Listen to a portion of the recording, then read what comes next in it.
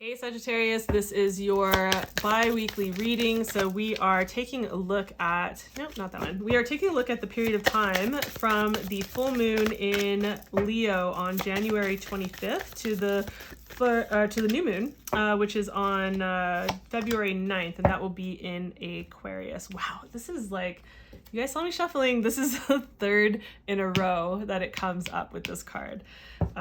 So I guess career is what's up for people, for some of you people right now. That's what seems like what's up. So we are looking at the waning phase of the moon. So when we're working with the waning phase of the moon, we are looking at releasing, letting go, clearing out the cobwebs, taking a look at what's working and what's not working, right? Things like that. I'll go into a little bit more explanation in a moment. So if this is your first time, hi, thanks for joining me.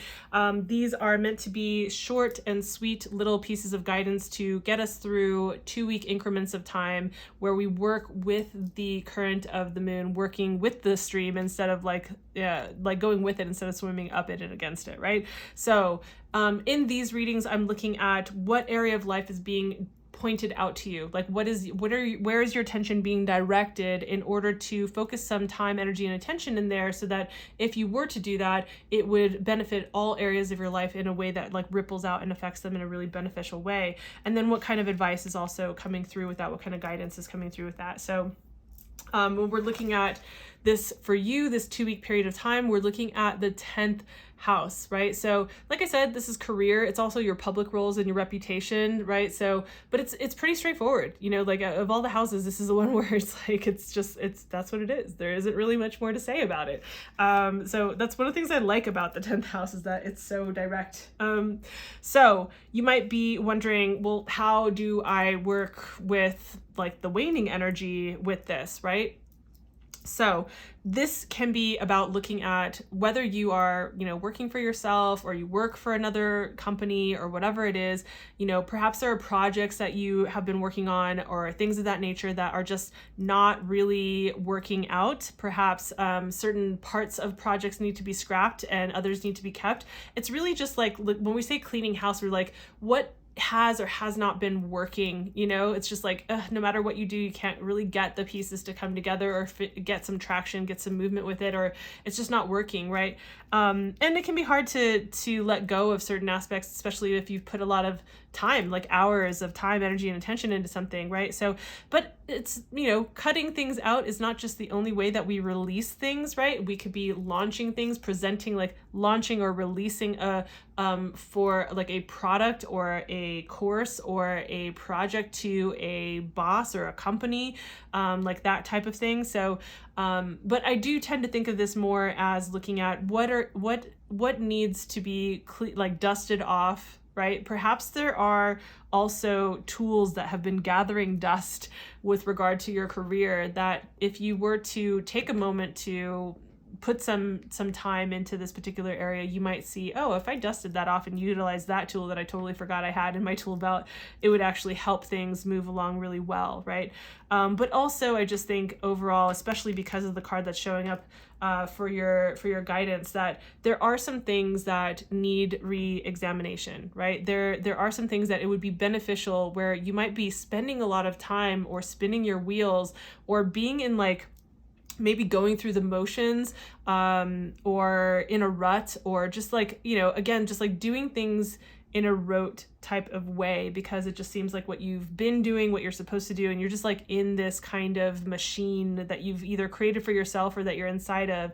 And so it's like examining that, things don't have to stay in that kind of framework. They don't have to stay in that pattern, right? And part of the reason that I say that is because with the advice that you're getting that's coming through here, we have the 8 of Swords, right? And it's just like, this card really speaks to where we trap ourselves, right? Where we are in a prison of our own making, like our own mental or emotional prison that we've backed ourselves into a corner. There's no one holding us there. We're not bound tightly. We're not bound to this place. We're not, anchored to the ground in some way where we can't escape this. This is really just, especially when we're talking about swords, we're talking about the mind, our thoughts, right?